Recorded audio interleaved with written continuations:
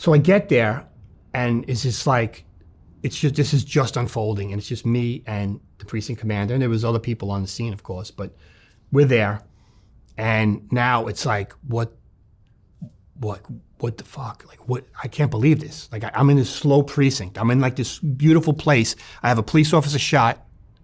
I have 9/11, and now I'm on this plane crash. This crash that happened, crashed into houses, and it's just.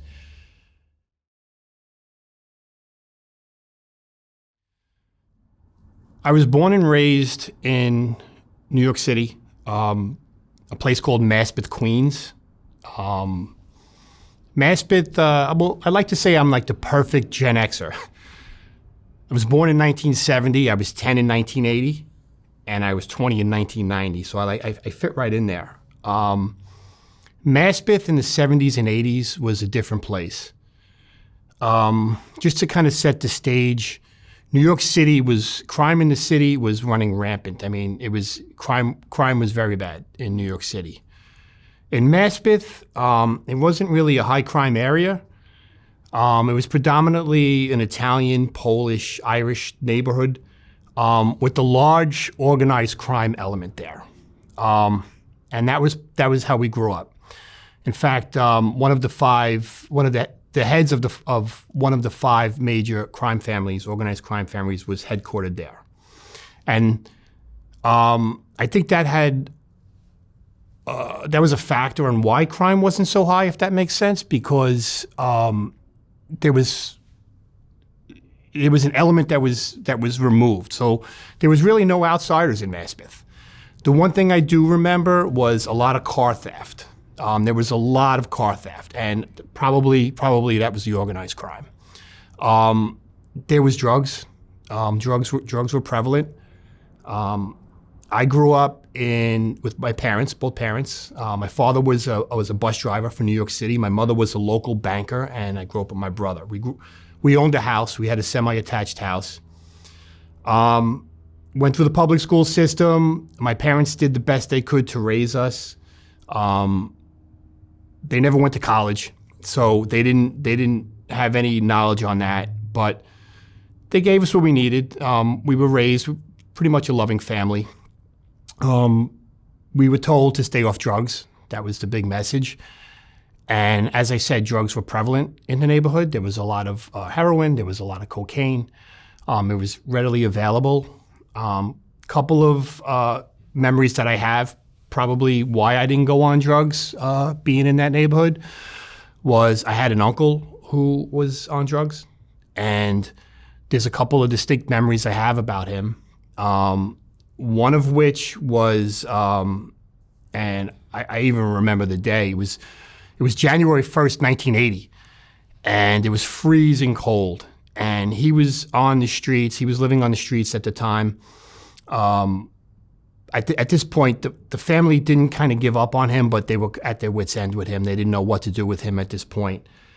And as a last-ditch effort, his brother, my other uncle, had a mechanic shop in Brooklyn and decided to take him in and give him a place to live and kind of like straighten him out.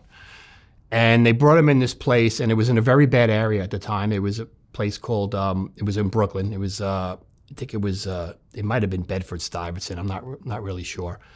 But it was freezing cold. It was freezing cold. And I remember my father, now this was my mother's brother, but I remember my father, it just didn't sit right with him, like that my uncle was staying in this place, being so cold. And so he took me and my brother, and he said, we're gonna go get a heater, a portable heater. So we went to like the local hardware store. It was like a Stevens or something like that.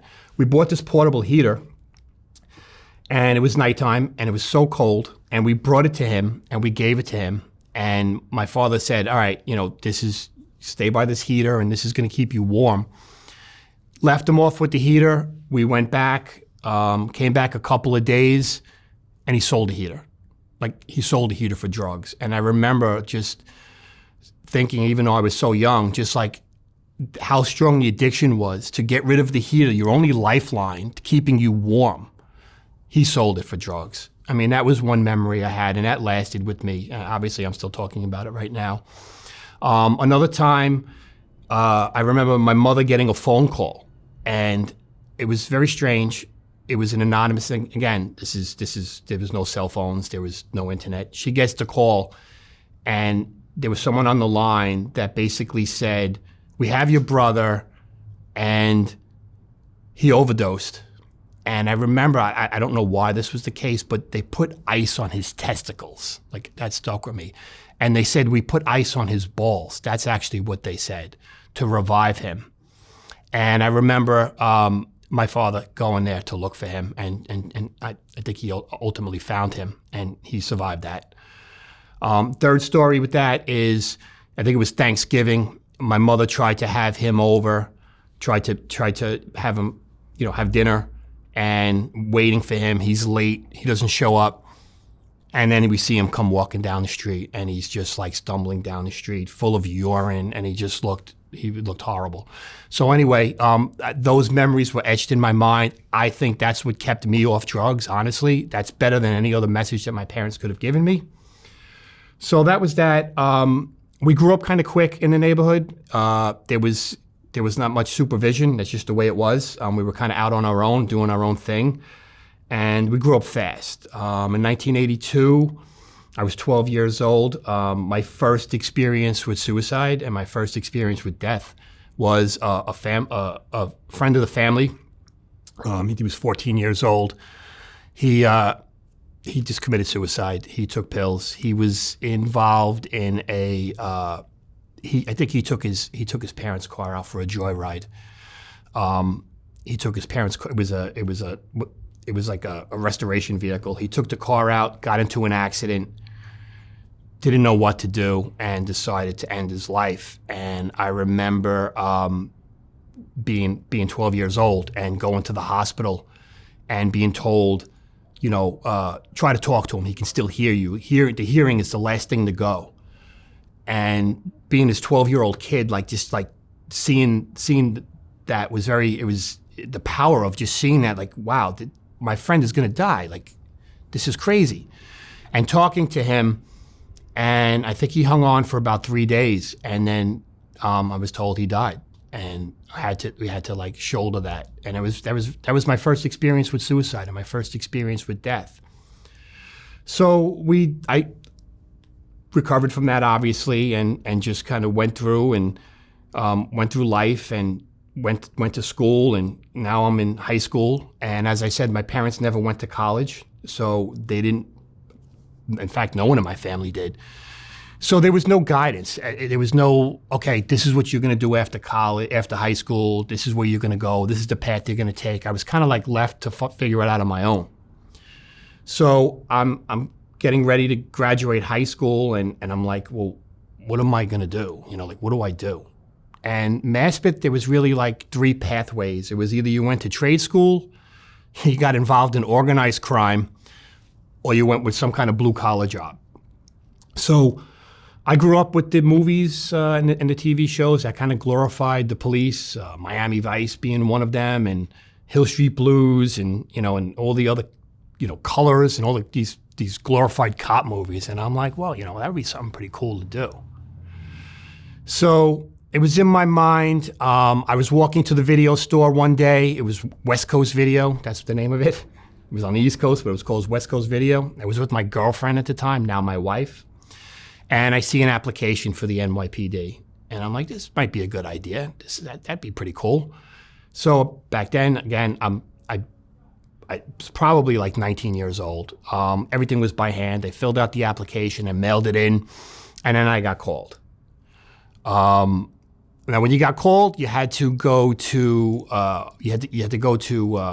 what they called Applicant Investigations Division, which was in a place called Jamaica, Queens. I'm going to get to that in a little while about Jamaica.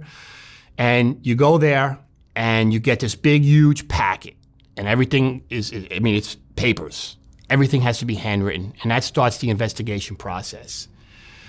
And I showed up there, and I did the paperwork, and now I'm being investigated.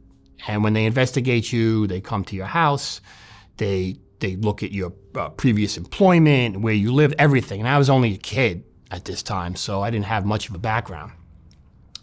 But I went through this, and I'm like, you know what? I'm going to go. Always in my mind, I was like, I'm going to go through this, and if it doesn't work out, I could always pull the plug. But I'm going to just keep going, and that's what I did.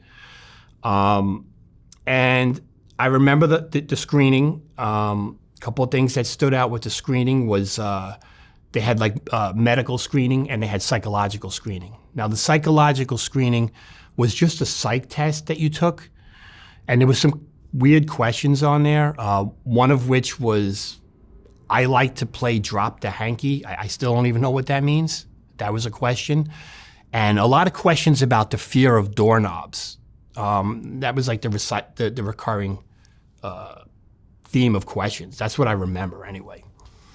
And part of the physical screening, we had to go for, I remember this was pretty humiliating. We had to stand up in this big room, and there was, I don't know, 30 to 40 men in there, and we were all naked. And we're all standing in these rows naked. And this doctor goes one by one, and I don't know if he was checking for a hernia, what he was doing, and it was humiliating. Like, he would check you, and then when you were done, you could just run off, and then you get dressed, put your underwear on. But it was like humiliating, and the whole time I felt like an observer. I felt like I was in this world, like just observing this. Like, do I belong here? I was questioning it, but again, I was going to just proceed. So I get called. I get hired. I go into the police academy, and now I was just turned 21. I mean, I'm talking, this is 1991. I was literally 21 like 3 weeks ago. And I go into the police academy, and the way I would describe that, it's basically like it's like being in college, and I was never in the military, but it's like being in college and being in boot camp. So you have like three main classes. You would have police science, which would be the rules and regulations of the police department, law, which would be like criminal procedure law and penal law, and then social science, and that would be like it would be like cultural awareness. And couple things that stuck out with me with the police academy was they kept telling us in there, you just got a front row seat to the greatest show on earth. That was like the recurring thing they kept telling us. You guys and gals have a front row seat to the greatest show on earth. And when I heard that, I was thinking Miami Vice. I'm thinking, yeah, man, this is great. This is going to be glamorous. I'm going to be out there, and I'm going to be locking people up and chasing people and car chases, and this is awesome, man. And that's what I had in my mind's eye.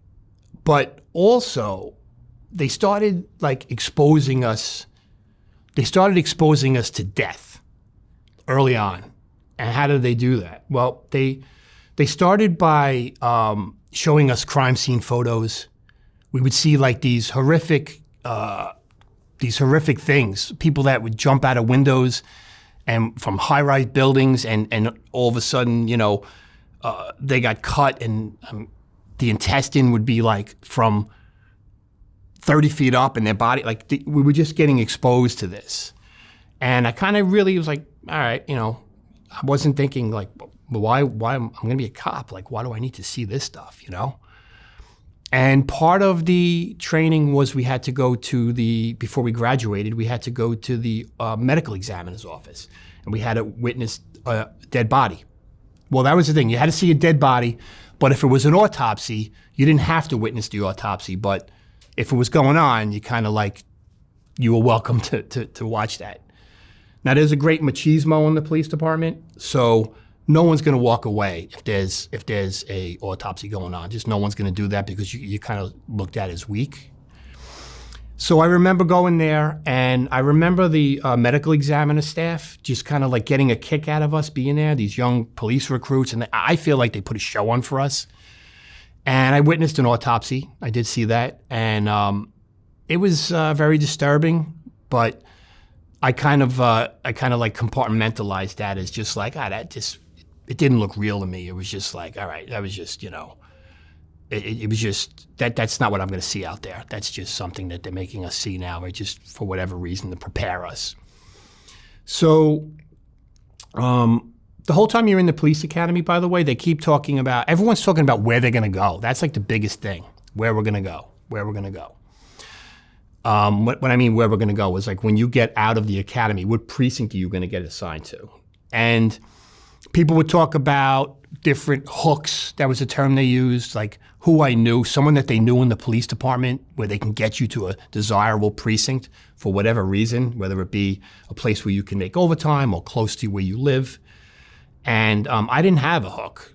I was just in there, just like I said, I was like this observer in this like foreign land, just like looking around, kind of going with the flow. And I had no idea where I was going to go. It's getting close now. It's getting close to graduation, and we have to qualify. You have to qualify with your firearm before you can graduate. In fact, you don't get your firearm. Like, I don't know if people realize this. You would purchase your firearm, but they would hold it for you. And many of the recruits that were in the police academy were only 20 and a half years old. They weren't even old enough to carry a gun. So you didn't get a gun till you graduated. And I remember going to the range, and one thing that sticks with me, we used to go to the range, and it was an outdoor range in Rodman's Neck in the Bronx. That was where the range was. And they had a mess hall, and that's where you would eat. And they had inmates, and because it said Department of Corrections, they had inmates preparing the meals for the police recruits. And I was always like, what could go wrong with that? But you had to qualify, and then when that's all done, they have what they call Gun and Shield Day, and that's when you graduate. So I graduated, no idea where I was going to go, and I get the assignment, and the assignment is the 104 precinct, which is the precinct that I grew up in. And I'm like, oh man, like, how does this happen? Like, what are the odds of this? Like, and is this even a good thing? I'm going to be policing in an area that I was born and raised and people I know. Well, it turns out that my mother was very worried about me and on the police department. And my mother had a client in the bank who happened to work in the police commissioner's office. And he said, don't worry about it. I'm going to get him into a place where you can keep an eye on him. So I ended up in the precinct that I grew up in.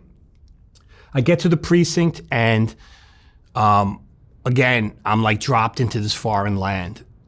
It's just, I'm still this observer now. So like, I went from the police academy, which was like college almost, into this precinct. And you're quickly immersed into this subculture. There's a lot of alcohol. Alcohol was a big part of the culture. In fact, if there was like 2 people that didn't drink that were police officers, that was like, I mean, that was a lot. I don't remember anyone not drinking. I mean, alcohol was every single event that we went to involved alcohol. And then you quickly learn that police, they get this kind of like dark sense of humor. And at first I wasn't really getting it, but it's like very dark. It's things that other people would not find funny. And it's a very us versus them. And I don't mean this in a negative way, but I mean it like us versus them, like the subculture. It's like the police, we're the police, this is what we do, and then there's everybody else. And there's like, again, I'm thinking Miami Vice, I'm thinking Run Around, but there's a huge exposure to tragedy and death. People don't call 911 on their best moments. People call 911 on their darkest moments, right? And that's just routine for you. It's just every day you're responding to these jobs. And there could be various jobs. I mean, they could be just family disputes, domestic disputes that can be violent. I mean, I found myself at 21 years old, a kid that had 0 life experience, counseling somebody my age on marriage. What do I know, right? But this is the position that you put in. And then the death, right? And it's not always violent death, right? There was violent death too, but just routine death. I quickly come to realize that elderly people die on toilets. Like, people die on toilets, and that was like a recurring theme. And I don't know if that's because they're straining themselves and they're having an aneurysm, but people die on toilets. And then the suicide. I remember, these are a couple of things that stick out with me. that I thought was like normal stuff to see, that later on I realized, hey man, that's not really like normal stuff to see on a regular basis. There was a guy who decided that he was going to end his life, and the way he was going to do that was, for whatever reason, he was going to go in the middle of the day outside a public school and prop himself up against a building with a shotgun in between his legs and use his 2 thumbs and put it in his mouth and end his life. And I remember responding to that, and the thing that stuck with me was, I'm going to probably date myself, but Groucho Marx, he was known for like, glasses and a mustache and like this nose. In fact, I remember as a kid, they had these like fake glasses in the nose. It was like Groucho Marx. It was like a Halloween gag or whatever. And I remember responding there, and we had to like preserve the crime scene. And I remember seeing a piece of his nose and the mustache and the mouth just like sitting there. And that was like the first thing I thought of, was like Groucho Marx. And I made a comment to people about that. And then this is part of that dark sense of humor. And then like all over my locker, I had like the Groucho Marx. Everything was Groucho Marx. I was like making light of that. It was like making comedy of that. And I'm going to say guys, there was guys and girls, but I say guys just generally speaking. When I say guys, I mean police officers that I worked with. Some of them kept, and this was before cell phones, obviously, some of them kept these like photo albums. They would go to these jobs and they would take these pictures, and they were very proud of them. And they had like hundreds of these horrific photos that they would quickly just whip out. And it was like, I know it's going to sound terrible, and I know it's going to sound, but they would make jokes about it. And I don't have any kind of medical or psychological background, but probably some kind of defense mechanism of making light of these things. I had another situation where somebody lit themselves on fire. I mean, like that's how they decided to end their life. They doused themselves in gasoline and just lit themselves up. And I had to voucher. You have to voucher property. And I remember like vouchering the wallet and looking at this person's driver's license, and it was like not burnt completely, but just like semi-burned, and looking at the photo and saying, man, this was like somebody, right? This was somebody. Like how dark, how bad of a place do you have to be in to like light yourself on fire, right? I mean, it's like horrific. And when you're like a rookie cop, you get the worst assignments, by the way, because everything goes by tax number. You're assigned a tax number when you become a police officer. And what that is, that's your seniority. And I don't know if it definitely goes in chronological order, but they live and die by that. So like if my tax number is like 1 digit less than someone else, I have seniority. So if there's a shitty assignment, I'm gonna get the better assignment if I have a lower tax number. So when you're new, you get all the shitty assignments. And I remember it was like, I was always on a foot post, by the way, because when you're new, you don't get a car. You have to walk. That's kind of like doing your time. Except Christmas. Christmas came, the senior people wanted off, and you got the car. So I remember being in the car on Christmas. This is the early 90s. So excited, man. I was like, it was me and another guy, another new guy, and I'm like, this is great. This is great. Now I'm going to see what this is really about, right? The front row seat to the greatest show on earth. And like the first or second job I get is, it's what they call a wellness check. So basically a wellness check is like if somebody, family members may call, they've been trying to reach out to somebody, someone's not returning their calls. It could be a suspicious odor. It could be mail building up, all the indicators that something's not right. So I get this job, we show up, and it's exactly what it is. The mail's sticking out, and it's just not good. So we decide to make entry. We make entry through the window. I was very thin at the time. I was like a rail. I'm like, I'll go in. We go in, and it's like right out of a horror movie. Like I walk into this house, and right away you hit with this odor that's like, the odor. It's the smell of death. You know that when you smell that, and you'll never forget that. And I'm like walking down, and I go in the basement, and there's this elderly man, and He's like swinging, hung himself. He's just hung himself. And he's in there. And just seeing that and the fright of that. And now you have to wait, by the way. You have to wait because that's a suspicious death, obviously. So when it's suspicious, you got to wait for the medical examiner to show up. Now this is Christmas, and I'm here, and I'm here for hours, sitting in this apartment with the smell, waiting for the medical examiner. And one thing that we used to do was we would smoke cigars, actually, to get rid of the smell. That would actually help. And waiting for the medical examiner, and here he comes, finally, after like hours and hours and hours. And this guy comes in, and creepy as hell, by the way. He just was a creepy guy. I don't know if he had a stroke or what it was, but half of his face was, I guess, paralyzed. And he comes in, and it's like Dr. Death. And he comes in, and it's like he's gonna make a ruling on this, on whether or not, the cause of death, I guess. And you had to wait for this guy, and it was just creepy as hell. In fact, there was a rumor, unconfirmed, that he would show up. That he showed up to a death, and the person released bodily fluids, and he dipped his finger. This is unconfirmed. Dipped his finger in the urine and put it to his tongue and was like, "Oh, it tastes sweet, diabetic." So I don't know if that's true, but very creepy individual. So that's, a couple of incidents of death that I was exposed to. I remember there was a nursing home. There was a nursing home in there, and I think it was an elevator repairman. And he was working in the elevator. He was working in the shaft, and somehow the elevator came down on this person. And I remember he was flattened. It was just like a flattened mess. And that's kind of like how policing is. And that's you see this not every day, but you see this regularly on a regular basis. And also, there's a lot of internal stress. There's a lot of internal stress that police must deal with.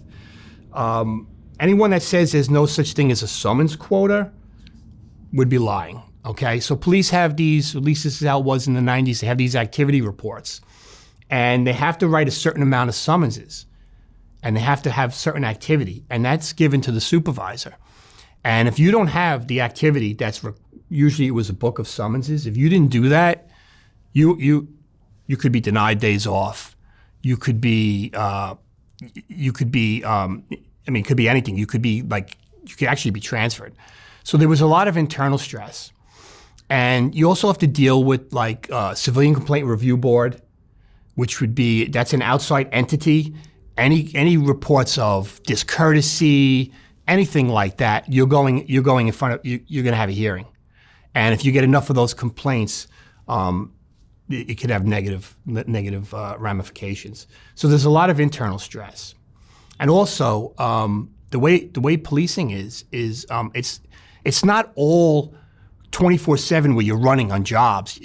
There's moments of quietness, and then sprinkled in there is like intense adrenaline. So in December of 1994, I was not part of this, but it was my precinct. In December of 1994, there was a male Asian, and he was getting evicted from his apartment. So he executed his landlord, and then he decided to go, and there was a Chinese restaurant, go to the Chinese restaurant and execute the cashier, who happened to be the landlord's wife. And he did that. And as he was leaving, he shot the manager also. The manager followed him, and there was a foot patrol officer who got involved in this, and they wound up following this guy into a parking garage. And numerous cars responded from my precinct. I was not there, but many of my friends were. And a massive gunfight took place. And one of the officers got shot and actually had his leg amputated as a result. Another civilian got killed, and the male Asian got killed. So this happens like when things are quiet, and then all of a sudden it's like this intense, you're on. So I was in the 104, and there's really three pathways that you can go when you're a police officer. You could either go, you can go the supervisor route. You can decide to become a supervisor. You could decide to become a detective, an investigative route, or you can go on a special detail, and that would be like a detail within the department. Could be, again, if you have a hook, if you know somebody, you could go to maybe the harbor unit or, aviation or highway. So those are the three main pathways. I kind of got tired of getting all these shitty assignments, and I was watching the sergeant, and I'm like, man, the sergeant's the one that gives you these assignments, right? So I'm like, man, that guy's got a good job. Maybe I should do that. So I decided to take the sergeant's exam. And at this time, I was like 27. Took the sergeant's exam, got promoted. And when you get promoted, they bring you to a training school. They call it BMOC. It's like 30 days. It's like supervisory training. And then what they do is they transfer you to a different precinct. So they don't want to keep you in the same precinct that you have your friends in or whatever. So I get transferred to Jamaica, Queens. Jamaica, Queens was a very violent place. Very violent, much more violent than the place that I came from as a police officer. And just to give you a little bit about the history of this place, in 1988, February of 1988, there was a 22-year-old officer, Eddie Byrne, and he got assassinated. And what happened was it was very violent, and there was a lot of drugs. There was a witness to drug activity, and he was going to cooperate with the police. And his house was firebombed. So the precinct decided to put a patrol car out there to guard him. It was on the midnight shift. And Eddie Byrne got this job. Eddie Byrne was 22 years old, and he was sitting outside, February, he was sitting outside this witness's house. And there was one of the local drug kingpins who was actually in prison at the time, ordered a hit on Eddie Byrne. And two males approached the car while Eddie was sitting in there. One distracted him while the other one shot him 5 times in the head and executed him in the car. So it was a very violent place. And I was a sergeant here, and I was new supervisor. I was supervising people that were much older than me. And again, I'm just like observing this whole time. I'm like this observer, and I'm kind of like just going with the flow. And there was housing projects in the precinct. So I remember there was a housing patrol, there was a housing unit that took care of jobs in housing, but many times they were not available. So we would go there. And I remember guys that would drive me, they were like, hey, Sarge, when you go into the building, watch out for the airmail. I'm like, what the hell is airmail? I quickly realized we would get dirty diapers thrown at us. We would get chicken bones thrown at us, all kinds of stuff. And in fact, there was an officer some years before that actually had a 30-pound bucket of cement dropped on his head in one of these housing projects. So it was real. So it was a very, very violent place. I remember coming to work one day. It was early in the morning. I was a sergeant, as I said, and part of the duties as a sergeant is you have to make the roll call. You have to make the assignments for the day. So you get there a little bit earlier than everybody else. And I come in there and I see like the whole precinct is a crime scene, the front of the precinct. Like, what the hell is this? There was actually a homicide inside the precinct. So there was like a dispute in a club that wasn't too far. And there was a shooting, and I guess one of the guys that got shot decided to go to the precinct to like seek safety. He runs in the precinct doors and he dies. And like, I'm coming to work. I'm like, this is crazy. But that's the kind of stuff you're exposed to. You see humanity at its worst. That's the best way I can describe it. I had a kid in this precinct. They call it a shopping mall, and they would have like all these stores, and on the outside they would put clothes instead. It would extend to the sidewalk, and it was a gang-related violence. I don't know if it was the Bloods or whatever it was, but there was a young black male who was shot, and he was laying on the pavement. And I remember going there, and he's bleeding out, and we're like calling EMS, and we're saying, put a rush, Central, put a rush on the bus. Hurry up, we call the ambulance the bus. And people are like looting. like stepping right over this guy, like looting, knowing like they were preoccupied with this stuff. And then he goes out of the picture, and I'm like just watching that and seeing, you know, humanity at its worst. Just stepping back, well, I forgot to mention this. When I was a police officer, we get what they call these EDP jobs. And that stands for emotionally disturbed person. And that could be anything. It could be somebody with mental illness, somebody who's just on mental medication that hasn't taken their medication. And we had a job, I was driving the sergeant, and we had a job of, it was an EDP youth, and he attempted suicide. And he was on a rooftop. So we go up to the roof, and there's a little square hatch. That's how you get up there. And I remember like pushing the roof. I was the first one. I pushed the top of the roof lid off. And I go to, summertime, I had short sleeve shirts on. I go to like boost myself up. And when I do, I didn't realize, but there was broken glass and blood everywhere. He had a picture frame. He broke the glass, he cut his wrists, and the glass was there. So when I lifted myself up, I got cut. So now I had a mixture of his blood and my blood together. And I remember that being like very distressing, very distressing. And the department's response was to send me for HIV testing for like months. And I was going to this clinic with drug addicts. And I'm like, I'm a police officer, I'm here, and this is all they can do for me. And that sat with me for a while. And the first person to commit suicide, again, I'm backtracking back to when I was in the 104, I forgot to mention this, was a 24-year-old police officer who just checked himself into a hotel in Atlantic City and ended his life. And that was my first exposure to law enforcement suicide. And I remember like, man, like, why would he do that? He was so young and had so much going for him. And there were a few men and women that did ask for help. I don't know if they asked for help or things happened to them that they had no choice, but there was a lot of stigma, and they were labeled rubber guns. That was the label that they were given. The department would take away their shield, so they would have no shield, clearly identifiable. They were in uniform with no badge, and their ID card would be stamped restricted duty.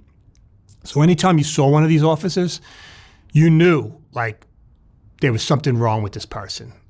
So that discouraged a lot of people from seeking help because nobody wanted to be part of this rubber gun squad.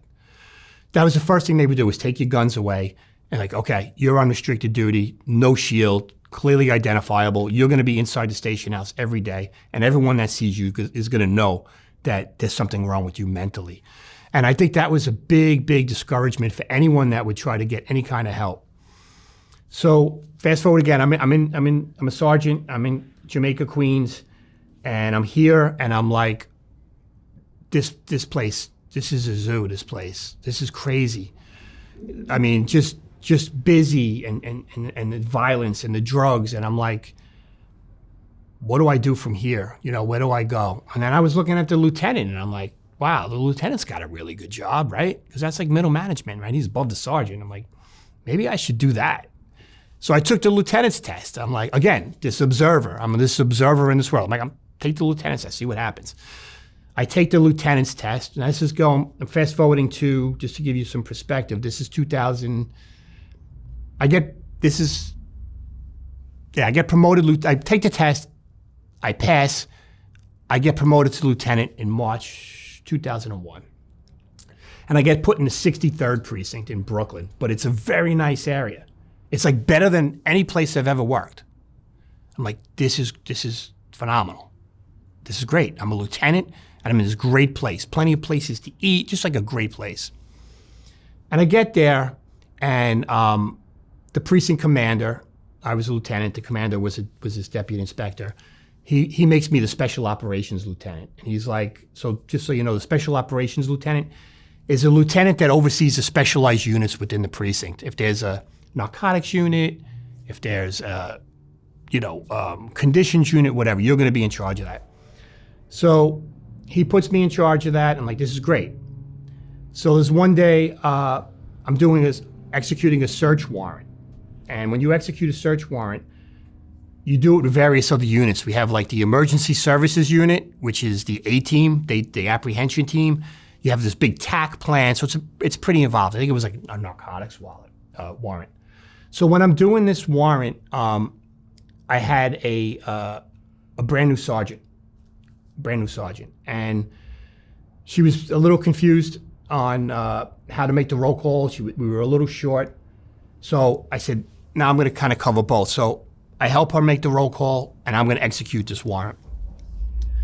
So we had to maneuver personnel to have enough cars to be out there on patrol, and we used a rookie officer. We asked the rookie officers, "Who wants to be in a car today?"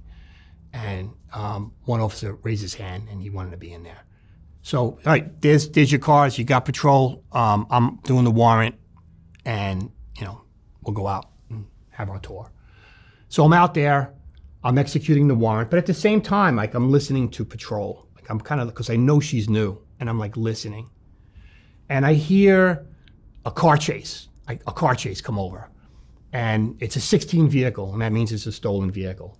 So I'm listening, and she's monitoring it, and I hear, okay, the perp fled. We got the car. So I'm like, all right, stolen car. They got it. So I go back and doing the warrant. A little time goes by. And then I hear like the hardest thing that I've ever heard on the job. I hear 1013 Central. And 1013 is a call for help. And that's, you don't hear 1013s often. You'll hear a 1085, which means I need assistance. A 1013 means the shit hit the fan. I hear 1013 Central, 1013. And then I hear pop, pop, pop, pop, pop. Like gunshots. And Central Dispatch, identify yourself, unit, identify yourself. And there's nothing. And you hear like this eerie silence, and then you just hear, I'm shot. And the radio just gets completely bogged down. People transmitting, it was chaos. I'm the highest rank in the precinct at the time. And I'm like, what the fuck? Like, what do I do? I'm on this warrant, like, what do I do? Where do I go? Who is this? Like, this is me, this is my moment. And I had a driver, they call it a driver when you're supervisor, it's really your partner. And he was very calm. I don't know if he had military background. And he was like, Lieutenant Lou, come on, let's go. And we get in the car. And I don't know how he knew where this person was. Like, I don't know how. I honestly do not know how he found who was on the radio. But what it was that cop, that rookie cop that we put in the car that wanted to volunteer. When that stolen car chase ended, the perpetrators, the perps, they fled and they left that car there. And the sergeant said, "You're going to wait on this car. We have to get auto crime here to do whatever they were going to do. Check the VIN number. I don't even know why they were waiting for auto crime, but they were waiting." And while he was sitting in that car, one of the perpetrators decided to come back and execute the cop. And luckily, I think because this cop was so new and because he was a rookie, I think a senior cop would have been sitting in the car. He was actually standing up outside. And when the perpetrator came back, he shot the cop. I pull up, me and my driver, at the same time EMS shows up, and we're the first ones on the scene. And he's on his knees, the cop's on his knees, he's got his gun out. You could smell smoke. We had no idea what happened, by the way. We had no idea. We thought he might have been taking fire from higher windows. It was like in back alleys. We drag him, we put him in the ambulance, and we got out of there. So after that, I get what they call GO-15. And what that is it's a department investigation. And it was not for any misconduct, but I was the first supervisor on the scene, and it's like a formal statement. You actually have to have representation with an attorney, a union attorney. We do that. actually, before we do that, they lock down the whole area, and the detectives do their thing, and they find out, they got this information on who this person was, this perpetrator. They execute a warrant, and they find a rap song. He wrote a rap song, and he was going to kill a cop, and it was like a plan. Grid search, they lock everything down and the whole perimeter, and now you just kind of like, nobody can get in or out. That's the way it is. And I'm sitting in my car with the driver, and same guy, the calm guy, and he's like, they gave us flyers of what, now they knew what this guy looked like, so we had a flyer. And he's like, Lou, look at that guy. The guy's walking around with a soda. He's like, that looks like this guy. So he's like, oh, yo. And the guy's like, what? He's like, come here. So the guy starts walking towards our car, and then he turns around and he runs. And then it's on, and then we caught him, we apprehended him, and we got him. So yeah, that was my slow precinct, right? That was like the first major thing I had in this slow precinct. And then there is, that was the first experience I had of a cop getting shot, by the way. Then comes 9/11.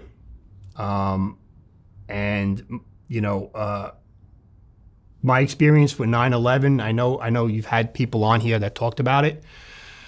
This is my experience. I remember pulling up in the aftermath. So when that happens, when a major incident happens, the first thing that the police department does is they go on to 12-hour tours. And why they do that is it's 12 on, 12 off. So now you have half your manpower working at all times and half off, as opposed to a third, right? So they go to these 12-hour tours. Now everything has to still be taken care of in the precinct. Like, life doesn't stop because of a major incident like 9/11. You still have to run the neighborhood, still has to be police. When I showed up to the World Trade Center, we were in a van, and it was a group of us. It was me and my guys. And the first thing that I remember was obviously the utter devastation. It looked like something you would see, I don't know, in the Middle East or something. I mean, it was just like devastation everywhere. We pulled out of the van, and then you would smell death. You would smell death. Like that was like an overpowering odor. So we get there, and it was like organized confusion. There was this heavy machinery. There was construction workers just moving steel girders on the pile of rubble, and there was just like people everywhere. It was just unorganized. And we're like, well, what do we do? So we joined this bucket brigade. And basically what it was like this huge, it was a human chain. And when the towers came down, there was these voids. There was these voids in the rubble, and you couldn't use heavy machinery to lift stuff out of there at certain spots because there could be people under there, and it would maybe cause more damage. So it was basically like these long human chains, and they had 5-gallon buckets, and would be loaded up with ash, metal, debris, and it would be passed down, emptied, and then the other empty buckets would come up the other side of the chain. And you're on this pile, and you're doing this. And the pile was hot. And I remember I had these army-type boots, and I remember the soles of my boots actually melting from the heat.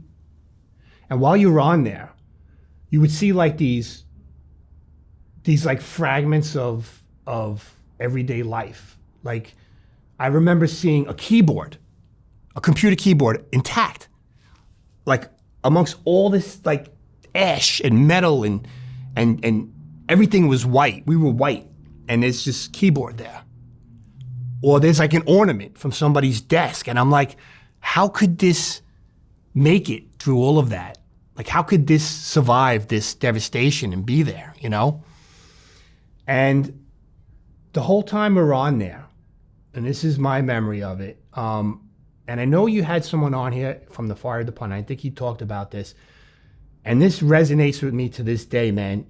See, the firemen, the firefighters, they would wear these alarms, and these are motion alarms. And what it is like, if they don't move from a certain amount of time, I don't know if it's like 30 seconds or whatever it is, this alarm goes off. And what it's designed for is that if they're in a fire and it's smoky, bad conditions, and their partners hear this alarm, they know someone's not moving, why not? And you heard this piercing, ew, ew, ew. I mean, it was just nonstop. And at first I didn't know what that was. I never heard of that. And someone said that that's the body alarms. And that was the firemen that were in the rubble. And you heard that. It was like nonstop.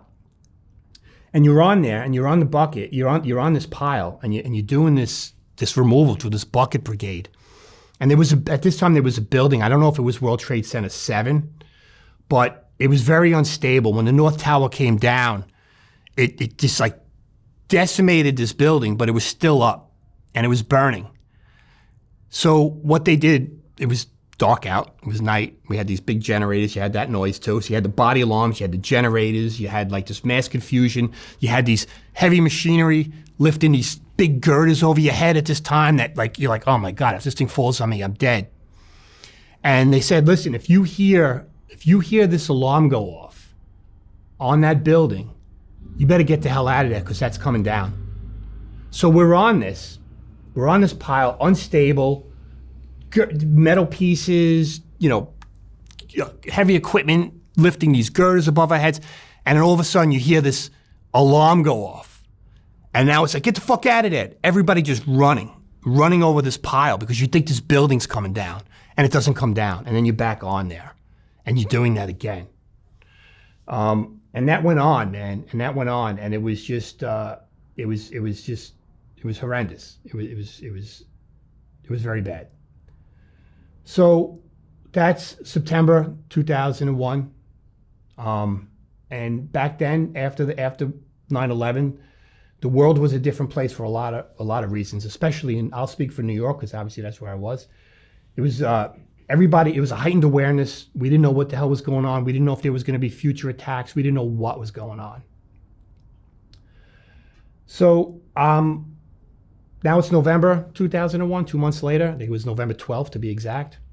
I'm driving to work. I still work in Brooklyn in the 63rd precinct. I'm driving to work, and it's morning time. And I'm driving on the Bell Parkway in Brooklyn, and there's Jamaica Bay's to my left.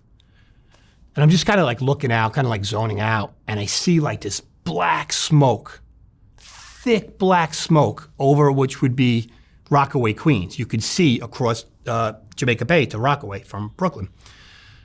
I'm like, what the fuck? That is not good. I'm listening to the radio, and they say a plane, I think they said a plane went down, and they think it was shot down. Now, that wasn't far from JFK Airport. And I'm like, oh my God, this is not good. So I immediately on my way to the precinct. I go to the precinct. At that time, the precinct commander is coming to work too. He's like, jump in my car, let's go. So I get in his car, it's the two of us, and we go over to Bell Harbor, Queens. That's where this plane went down. So it turned out that this was American Airlines Flight 587. And what happened was Flight 587 took off out of JFK. It was headed for the Dominican Republic. And I mean, the official statement is that there was wake turbulence from the plane that was in front of it, and the pilot tried to compensate and overcompensated, and the vertical stabilizer, which is the tail fin, separated, causing it to crash. It crashed into a row of houses. All 260 people on the plane died, and 5 people on the ground in houses died. It's actually the largest disaster in New York history, airline disaster, second in the United States. I think the first was in Chicago in 1979 because there was a few more deaths that took place. So I get there, and it's just like, this is just unfolding, and it's just me and the precinct commander, and there was other people on the scene, of course, but we're there, and now it's like, what what the fuck? Like, what? I can't believe this. Like, I'm in this slow precinct. I'm in like this beautiful place. I have a police officer shot. I have 9/11, and now I'm on this plane crash. This crash that happened, crashed into houses, and it's just. So I'm there, and overpowering smell of I'm gonna say death and jet fuel. I mean, it was loaded with fuel. It just took off. And I'm vomiting. I'm vomiting from the smell. Like, I'm vomiting from this jet fuel and this death, and I'm like just vomiting. And not far from the area is Floyd Bennett Field. And what that is was, it's like this old military air base. It was actually the first airport in New York City. And the decision is made that the FBI and the NYPD and I guess the NTSB, they're gonna move this operation to this air base. And specifically, they take an airplane hangar, because there's these old abandoned hangars, or whatever they're used for, I don't know, but there's hangars there. And I'm now gonna be in charge of this hangar, and I'm gonna log in all the remains. As the recovery people bring in these remains, charred remains, I'm gonna log, they were gonna do DNA testing in there. I have to log in, okay, firefighter, firefighters have badges too, badge number, whatever, and that's what I had to do. I had to log in these remains in this makeshift morgue. And that went on, and it was very disturbing. It was very disturbing to see this and to see this plane crash. And again, like I said, this was like this quiet precinct that I'm in. So I'm there, I get through that, and then I get asked to be, I'm kind of a bookworm, kind of a study guy. I get asked to, it was a joint terrorism task force and NYPD intelligence unit. They came up with this training where it would be like, I think it was called terrorism awareness, and I would teach the police officers in the in-service training unit. I would teach them about various terrorism unit, international and domestic terrorism groups, attack indicators, how to identify that, and how to be prepared to respond to large-scale incidents in the future. So I did that for a while. Again, I'm still this observer, right? I'm still like just kind of like going with the flow with all of this. And obviously, this is not Miami Vice, right? It's not what I thought it was going to be. It's far from it. But at this point, I'm deep in, man. I'm like 10 plus years into this, right? So I'm just going to go with this. And then I'm like, maybe I should be a captain. Maybe I should. Why not go one further? Try it again. See what my luck is, right? So I take the captain's test, and I get promoted captain, and I get assigned to the precinct, 106 precinct, which is in Ozone Park, Queens, and now I'm exposed to the pressures at that level. CompStat is it's basically it was developed in the mid-90s. It's basically this real-time tracking of crimes, and there's a lot of pressure put on precinct commanders. A lot of pressure to drive down crime, and they would have these meetings once a month, and it was down at one police plaza, and basically the department would rule through fear and intimidation. Really, you have to go up there, and there's a panel of the higher brass, and they would question you on things that happened in the precinct, and how you responded, and what's your plan. And it was all loaded questions. They knew what they were asking, and it was always negative stuff. And I saw careers get broken, with that, and it was very stressful. And that was part of that, being in the precinct. So they also had a thing called traffic stat, which basically was the same thing on a traffic version. So I was up at a traffic stat meeting one day, and I do it, and apparently I was good. And chief reaches out to me and says, "Hey, look, I have a spot in what's it called? Traffic control." It was basically New York City plans all the events: Thanksgiving Day Parade, Macy's Day Parade, New Year's Eve. The person that had that position was a lieutenant who committed suicide. And we want to make that a captain's position. We want you to take that over. So I never did that before. It was totally different. But you know what? Gets me out of doing ComStat and traffic stat. Yeah, that sounds pretty good. It was in Manhattan. So I did that. And it was part of that. And then from there, I basically got asked to do the investigations unit. The investigations unit is where when police get into trouble, there's an internal affairs division, and that's like for criminal stuff. But there's also an investigations unit within each kind of like bureau, and they get these misconduct cases. And I was told, we're going to put you in charge of that, and you're going to be in charge of the investigations. And I had no investigative background, but I took that, and I got to see. It was horrible. It was horrible. It was just people reporting each other for overtime. Somebody's getting more overtime than someone else, so now they're reporting you have to live in a certain area when you're New York City police, so you can't live anywhere you want. You have to live like either in the 5 boroughs or there's certain outlining counties. It's like this person's living in New Jersey, and you have to investigate every one of these cases. And I couldn't believe how much people would report each other over such nonsense. People were involved in domestic incidents, and now their wife makes an allegation or the husband makes an allegation, and it's just a part of the business that I didn't want to do, but I did it. And I felt like being there, I could actually be fair and lead a fair investigation, but it was horrible. It just ate at me. And every time that these people, there was a case, when the case was closing up, there had to be a GO-15, there had to be a formal hearing. There would be an attorney supplied by the PBA, the union. And that went on and went on. And I was like, I don't want to do this. I don't want to do this anymore. So I had a good friend of mine who was a captain also. He actually went to traffic control division the same time I did. He went to a different unit. I knew him from Queens. He was like my best friend. And we were like, you know what?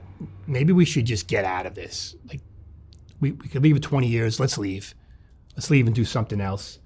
So we're like, hey, you know what? Why don't we become attorneys? Like, we had this great dream. We'll become attorneys and we'll like have our own office. It'll be like a second career. Because don't forget, I was very young. I would be able to leave at 41.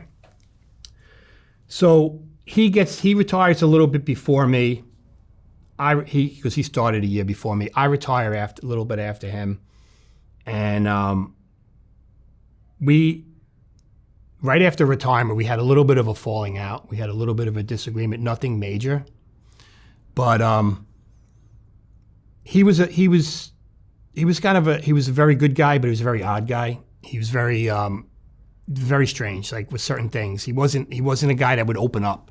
He actually was involved in a shooting as a police officer and actually killed somebody. I don't know. He never talked about that, but maybe that had something to do with his personality. But he goes to law school. We're not talking to each other, kind of not talking. I go to law school a little bit after him. I graduate. I take a job for a major insurance company, and I get a text from someone else that we knew in common and says, hey, did you hear anything about so-and-so's arrangements? And, you know, that word arrangements is not used for every day, right? When someone's asking about arrangements. And I'm like, what do you mean? Text him, what do you mean? He's like, call me. So he committed suicide. He just, I heard different versions of this. I heard that he was worried he was going to be in trouble, even though he was retired. I don't know what it was, but he committed suicide. Just backtracking. I said when I responded to that plane crash that the precinct commander met me and he said, let's go. He was a very good guy, and he got into some trouble. Nothing big. I think the allegation was that he was working some kind of off-duty employment while he was still working on the job. He was like double dipping. And and I'm backtracking now, sorry, I just remembering this now, but when I was in the precinct as a captain, before I went to the traffic unit, they have a thing called duties. And the captain would have a duty. That would mean it was like a rotating basis. That would mean you would cover like multiple precincts in case anything large happened. You were available. And they also have duty inspectors. Now, he lived in Staten Island when he got jammed up. And what the police department would do is, we would call it highway therapy. They would look to see where you live, right? And they would pick a precinct the furthest to where you live, and that's where they would assign you. And that was kind of your highway therapy, your punishment, while you're being investigated. And it was, again, to more of a stigma so that everyone knows.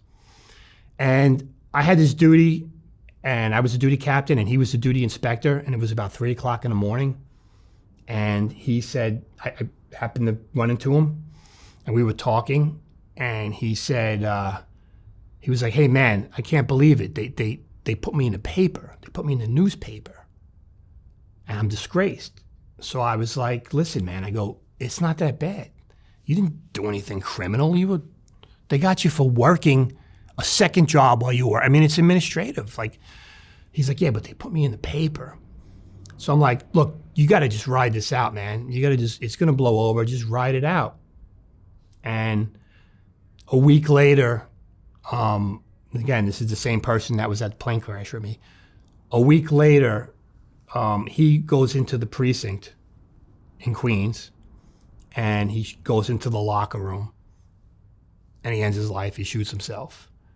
And I remember hearing that, and I'm like, man, maybe I could have said something else to him. Maybe I should have picked up on something. But I mean, I had no idea he was going to do that. But that was the last conversation I had with him. So that touched me, you know? And yeah, I mean, so there was a lot of suicide, a lot of death. And I feel like I was never in the military, but, and again, these are just my experiences. I feel like in the military, if somebody goes off to war, it could be a very short, maybe one tour of duty, and they see some horrific stuff. And it's quick. They see a lot of stuff. But I think in the police department, it's like a slow process. It's like an eroding. It's like you have this big stone and there's water dripping down, right? And it's dripping down and it's dripping down. And every time that water drips down, it's like eroding a little bit of the stone and a little bit of the stone. And I think people carry that. And I think some people are more resilient than other people. And I think some people fall to that. And the department doesn't do a good job. There is that rubber gun squad stigma. And that discourages people from asking for help. And I think there's a certain level of PTSD involved in this. I think that police officers, over the course of 20 years, no matter where they work, see some horrific stuff. These are just my experiences. There's people that's seen way more stuff, and I have way more stuff to talk about, but not in a short podcast. But these are the things, and I think something needs to be done, and I think there needs to be some awareness on this. Yeah, it's a rough job, and very few people give you guys credit for what you guys go through. It is, and today, if you look on TikTok, and it's even worse. I mean, I see like these people, like, I'll call it rage baiting. They're like going up to police officers, and they're just like trying to get a rise out of them. So that's like even more stress than what they already live under. And then if you add the everyday stress that we have, relationships, which we know are hard enough sometimes. Many police officers end up in divorce. I know the profession has a higher level of divorce than many other professions, if not the highest. Alcoholism, all of this. So you have the everyday pressures of life added to the pressures of being a police officer, and it's like a recipe for disaster. And I think that it behooves us all to have a healthy police department and to have this awareness and to get these people help and to have them end the stigma of asking for help. And I think we would all benefit from that. So fast forward, I just now I'm like, I become an attorney. My friend commits suicide, and I'm like, okay, so what can I do? So I decided to become an attorney for the union and take what I remember from the investigations unit to now representing police officers. And I'm like, now I'm going to be on the side that I want to be on. And I was the attorney that worked for the PBA and the Patrolmen's Benevolent Association, the LBA, the Lieutenant's Benevolent Association, and the DEA, the Detectives Endowment Association. I was going to represent these police officers on these hearings so that they could have fair representation and they could get help if they need help. And I could be a counsel and I could do something. And I did that. I did that for 3 years. And then COVID happened, and then I just ended up moving out of state and then do something else now. I just, did that, and then I wrote my book. I wrote a book, just nothing to do with this, but I wrote a book called Timeless Discussions. Basically, it's just a hobby. I feel like hobbies are really important. I have a channel, Timeless Discussions also. I feel like that's very good to clear your mind. I feel like that's important. But yeah, I just wanted to get on here and share this. These are just some of my experiences. This is some of the stuff that these men and women go through every day. And again, many of them went through way more stuff than I did, and I'm sure they have horrific stories. But these are just personal experiences. I just went through this as an observer. I went through this looking around and just kind of like taking it all in. And then at the time, I thought this was all normal. But after years of retirement, looking back, I'm like, man, this is not normal. This is not what a 21-year-old should see, a 22. It's not. And I know a lot of that's part of the job, but I think there needs to be more awareness, and I think that the department has to do a better job on getting people help and breaking the stigma and letting them come forward. All right. Vincent, thank you so much for raising some awareness of all this, and appreciate you sharing your stories. No, you're welcome, Mark. Thanks for having me. I appreciate it. Thank you very much.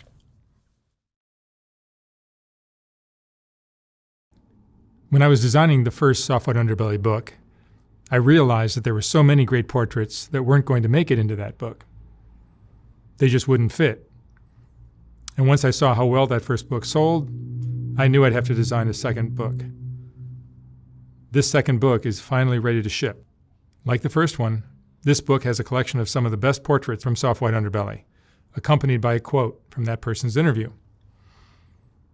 This book features another group of Rebecca portraits, as well as a collection of color images of the Whitaker family, and plenty of others.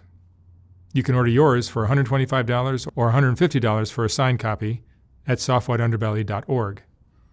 Again, like the first book, once this book is sold out, I will not be printing more of them. The portraits are what Soft White Underbelly is all about, and these two books contain the best of all that work. Thank you for watching.